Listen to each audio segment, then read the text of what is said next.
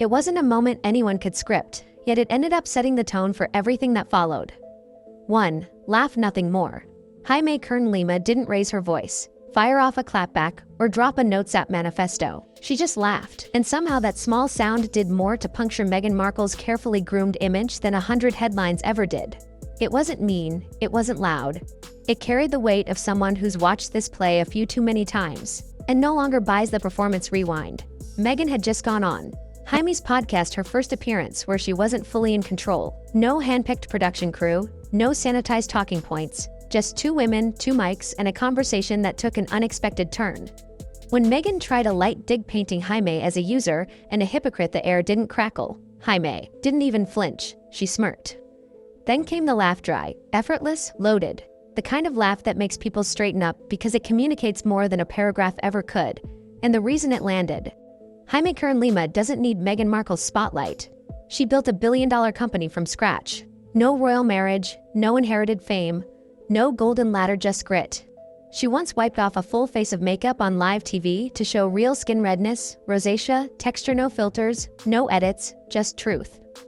That truth helped her sell IT cosmetics to LARL for over $1 billion in 2016. No pity press tour required, so when Meghan tried to brand her a hypocrite, you could almost hear the eye roll from women who followed Jamie's climb. It wasn't just petty, it was wildly off base. Let's be honest, Meghan's brand has become a blend of curated melancholy and passive-aggressive empowerment. She speaks of truth, but it's always softened by a glow filter and a sob story. Every problem is misogyny, every fracture someone else's fault. Jamie doesn't peddle victimhood, she models resilience. She mentors without announcing it. She invests in people without turning it into content. She shows up because she means it, not for applause. That's why Meghan's jab felt like throwing shade at the sun. Here's the kicker. Jamie didn't have to defend herself, her life is the defense. Thousands of rejections. A dream people mocked. A company nobody wanted to fund yet. She kept knocking, building, believing. Now she sits at the top with no scandals, no feuds, and a legacy made of grit, not gossip.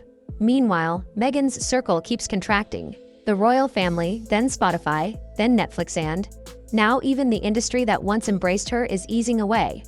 Few say it out loud, but many think it. She's exhausting, not for being emotional or outspoken, but because the empowerment often feels performed rather than lived.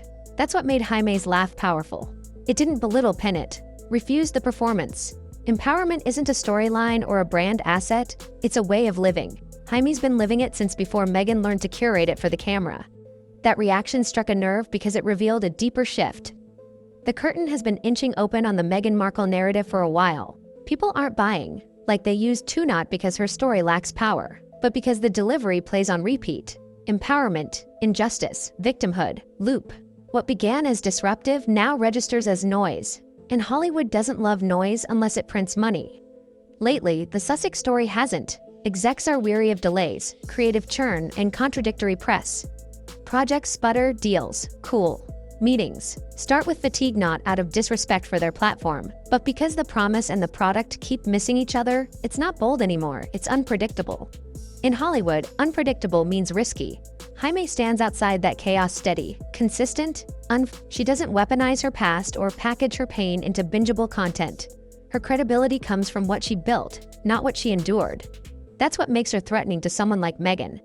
Jamie embodies the empowerment Meghan markets. In a room with someone who has walked through real rejection and built an empire without enemies or theatrics, you feel it. Meghan felt it. The tension wasn't about a petty spat. It was about being seen, not the polished avatar, the person beneath it.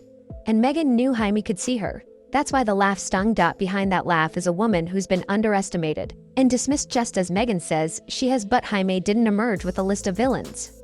She emerged with $1 billion exit and a reputation for sincerity. Meghan calls herself a disruptor. Jamie actually is one. As for the podcast, Meghan was supposed to be the empowering get, the headline magnet. Instead, she became the cautionary tale. Jamie was calm and clear. Meghan felt restless. The longer she spoke, the clearer it became. The message wasn't evolving, only echoing old wounds rebranded as wisdom, turbulence framed as growth. Real growth doesn't orbit who hurt you, it builds beyond it. Even Meghan's language around female empowerment seemed to circle back to herself. Every lesson, every anecdote ultimately centered her pain, her betrayal, her metamorphosis. That's not collective strength, it's personal validation. Real empowerment doesn't need center stage or a bullhorn, it just has to be authentic. Jaime understands that Meghan may be less so. The industry has noticed fewer calls, more passes, former allies keeping their distance. Not because she's controversial, but because she's hard to manage, over-controlled brand, conversational landmines, relationships that feel transactional. That energy is heavy, and heavy energy stops deals. It isn't hate, it's fatigue. Fatigue with curated sorrow, hazy accusations, and turning every fallout into a moral crusade. Bridges aren't just burned. They're detonated, then memorialized in a memoir. People are over it. Jaime keeps winning quietly, steadily. Her lifestyle line sells out in under an hour. Her mentoring sessions fill up. Her reputation remains intact. She doesn't need a spotlight to exist. She's not building a legacy on press releases or palace intrigue. She's building on substance, grace, and grit. Meghan once had cultural momentum. Now she's fighting to hold attention, the very currency she's relied on. When that dries up, there's nothing left to buoy the brand. No title, no production slate, just static. Jaime's laugh wasn't a take, it was a mirror, and in it stood a woman clinging to a script the world no longer believes. Reinvention is still possible for Meghan, but it will require honesty, humility, and a choice to stop performing and start living.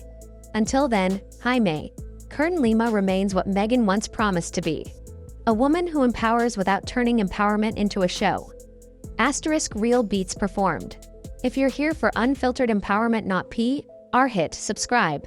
Tap the bell and comment real. So, I know you're with Jaime on this.